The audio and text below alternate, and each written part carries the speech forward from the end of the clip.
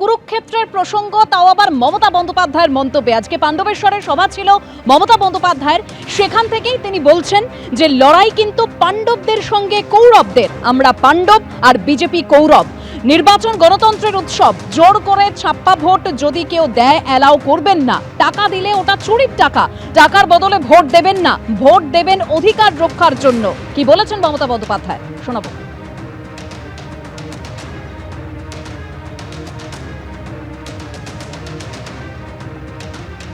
আমি পুরো আসানসোল নিয়ে যদি বলি, তাহলে আমার এই জায়গাটার নাম কি বলুন তো? পাণ্ডবেশ্বর। মানে লড়াইটা কিন্তু কৌরবদের সাথে পাণ্ডবদের। আমরা পাণ্ডব আর বিজেপি কৌরব।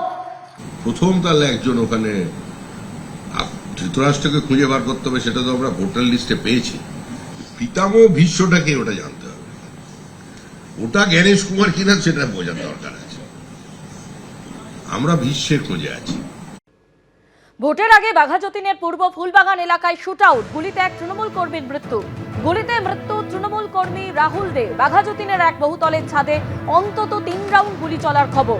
সরাসরি আমাদের প্রতিনিধি আবির দত্ত আমাদের সঙ্গে রয়েছেন। আবির, বিধানসভা নির্বাচনের আর বেশি দেরি নেই এবং তার আগে এরকম বাঘাযতীনের মতো জায়গায় এরকম একটা শুট আউটের ঘটনা ঘটলো, এক তৃণমূল কর্মীর মৃত্যু হলো এবং সব থেকে বড় কথা, এই ঘটনায় যার বিরুদ্ধে অভিযোগ করছে তিনিও একজন তৃণমূল কর্মী।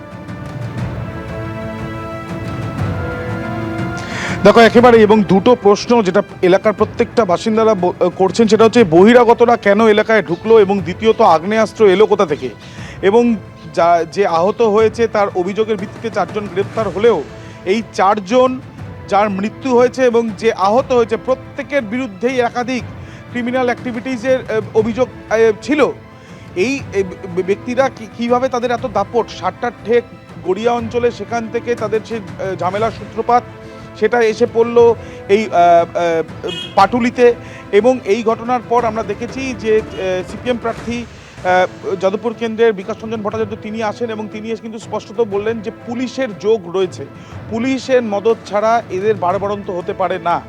দ্বিতীয়ত আমরা দেখলাম যে তৃণমূল প্রার্থী দেবব্রত মজুমদার তিনি এসে যখন পৌঁছন, তখন তিনিও কিন্তু এই বহিরাগতরা কীভাবে আসছেন তা নিয়ে শঙ্কিত, এবং তিনিও স্পষ্টত পুলিশকে ফোন করে কিন্তু তিনি বললেন যাতে বহিরাগতরা না ঢোকে সেই বিষয়টা নিশ্চিত করতে হবে, এবং সাধারণ মানুষ তাকে জানালেন যে শান্ত অঞ্চল সেই জায়গাতে এই ধরনের ঘটনায় সিসি ক্যামেরা লাগানো হোক। অর্থাৎ দফায় দফায় কিন্তু একটা উত্তেজনার পরিস্থিতি এখানে যে তৈরি হয়েছে, গতকাল থেকে রাজনৈতিক তরজার জায়গাও তৈরি হয়েছে। কিন্তু আজকে যেটা দেখা যাচ্ছে যে গতকালে রাত্রিবেলা যে ঘটনা ঘটেছে, সেই ঘটনায় আগ্নেয়াস্ত্র কমপক্ষে 2 থেকে 3 রাউন্ড গুলি চলেছে এবং সেই গুলিতে মৃত্যু হয়েছে এক ব্যক্তির এবং রাহুল দে নামে, এবং তার সঙ্গে যে আহত হয়েছে সেই আহত ব্যক্তি এবং তার সঙ্গে সঙ্গে রাহুল দে এবং তার সাথে যে 4 জনকে গ্রেপ্তার করা হয়েছে, প্রত্যেকের কিন্তু বিভিন্ন রকম ক্রিমিনাল অ্যাক্টিভিটিস রয়েছে। যে আহত হয়েছে লিখিত অভিযোগ করেছে এই ঘটনায়, সে কিন্তু পুলিশকে জানিয়েছে যে তারা মদ্যপান করছিল, হঠাৎ করে বাইরে থেকে কিছু যুবক আসে এবং তারপরে এই ঘটনা ঘটায়। প্রত্যক্ষদর্শীরা জানাচ্ছেন যে গুলি চলার পরে বাইরে ভাঙচুরের ঘটনাও ঘটেছে, কয়েকটি বাইক ফেলে পালায় অভিযুক্তরা, এবং তার সঙ্গে সঙ্গে এই যে আহত হয়েছে যে ব্যক্তি তার বিরুদ্ধেও কিন্তু সরব হয় স্থানীয়রা, এবং তারা জানান যে নেতা থেকে দাদা তাদের হাত মাথার উপরে থাকার জন্য দিনের পর দিন এখানে সে কিন্তু তোলাবাজি থেকে আরম্ভ করে একাধিক ক্রিমিনাল কাজ অ্যাক্টিভিটিস তার ছিল। এবং এই ঘটনা শুধুমাত্র এখানেই সীমিত নয়, সিপিএম প্রার্থীর তরফ থেকে এটাও অভিযোগ করা হয়েছে যে এই ধরনের লোকেরাই দিনের পর দিন যখন নির্বাচন হয় তখন সাধারণ মানুষকে ভোট দিতে গিয়ে বাধা দেয়, এজেন্টদের মারধর থেকে আরম্ভ করে ভোটেও এদের সক্রিয় ভূমিকা থাকে। কেন তাদের এত দাপাদাপি, কোথা থেকে এলো আগ্নেয়াস্ত্র, সেই নিয়েই উঠছে প্রশ্ন।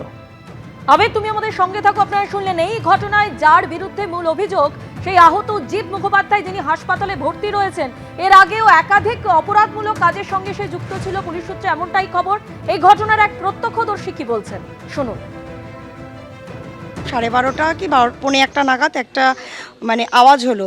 তার আগে থেকে চিল্লামিল্লি হচ্ছিল, সন্ধ্যার থেকে চিল্লামিল্লি হচ্ছিল একটু আধটু। তারপরে তো দেখলাম গুলি করেছে, খুব জোরে জোরে চিৎকার করছে। ওখান থেকে দেখছি হুড়মুড় হুড়মুড় করে বাইকের আওয়াজ, ওই জায়গাটা দাঁড়িয়ে কাঁচ ভাঙছে, বোতল ভাঙছে, বাইকটা ভাঙলো, বুলেটটা। কতজন? তো প্রায় 6-7 জন, প্রত্যেকের হাতেই একটা না একটা কিছু রয়েছে।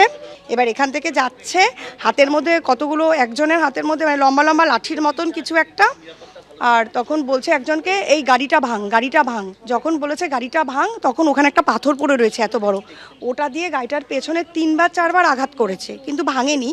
তারপরে বলছে তাহলে আগুন জ্বালিয়ে দে। আমি তখন আমার হাজব্যান্ডকে ডেকেছি, যেহেতু আমাদের গাড়িটা এখানে থাকে। তার আগে গুলি করেছে, মানে অনেকগুলোই গুলির আওয়াজ হয়েছে। তাও মোটামুটি আমি যখন গুলির আওয়াজ ফার্স্ট একবার, সেকেন্ড, তারপরে ফটফট করে 3-4টে হয়েছে। প্রথমে ফার্স্টবার হয়েছে, তার 2-3 মিনিট পরে আরেকটা হয়েছে, তারপরে পরপর হয়েছে। জিতের বউ তখন ওখান থেকে চিৎকার করলো, উনি চিৎকার করার পরে ওরা গাড়িটার মধ্যে কিছু ধরায়নি। তারপরে একজন হেলমেট পরে গেল, দেখলাম মাথার মধ্যে একটা হোয়াইট কালারের হেলমেটটা পুরো লাল, মানে অর্ধেক হোয়াইট অর্ধেক রেড, মানে ওটা দিয়ে কিছু একটা করেছে বোঝাই গেল। বাঘা যতীনের শুটআউট আর এই ঘটনায় 4 জনকে গ্রেপ্তার করেছে পুলিশ। ধৃতদের নাম দীপ রায়, বিধান বন্দ্যোপাধ্যায়, রাজা বণিক ও জয়ন্ত ঘোষ। ঘটনাস্থল থেকে বেশ কয়েকটি বাইকও বাজেয়াপ্ত করা হয়েছে। পুলিশ সূত্রে খবর, একাধিক অপরাধমূলক কাজের সঙ্গে আহত জিৎ মুখোপাধ্যায় জড়িত থাকার অভিযোগ। জিৎ মুখোপাধ্যায়ের বিরুদ্ধে একাধিক অভিযোগও জমা পড়েছিল থানায়, তাতে কোনো কাজ হয়নি বলে অভিযোগ। কিছুদিন আগে এলাকায় আগ্নেয়াস্ত্র নিয়ে দাপাদাপি করতে গেছে জিৎ মুখোপাধ্যায় এবং রাহুলকে অভিযোগ বাসিন্দাদের।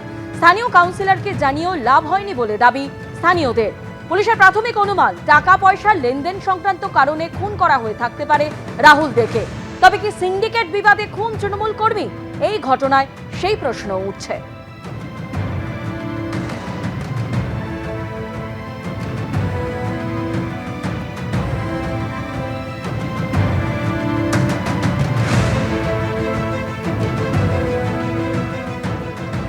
এই ঘটনার পরেই আজকে ঘটনাস্থলে যান যাদবপুরের তৃণমূল প্রার্থী দেবব্রত মজুমদার। এই বাড়িটাকে সিল করতে হবে। এই যে নির্মীয়মান বাড়ি যেগুলো হচ্ছে, যেরকম যেখানে কেউ আসছেন, এই বাড়ি সিল করবে। এই বাড়ি দীর্ঘদিন পড়ে থাকলে এখানে ইসে হবে, রয়েছে ওপরে মধ্যে সব। হ্যাঁ, সমাজ বিরোধী আসবে এখানে। কোনটা? ওপরে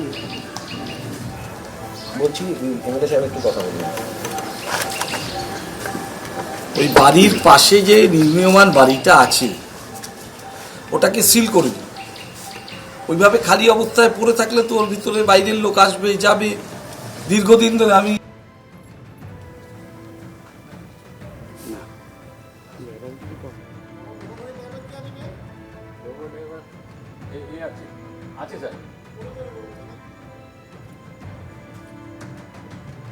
এবিপি আনন্দ, এগিয়ে থাকে, এগিয়ে রাখে।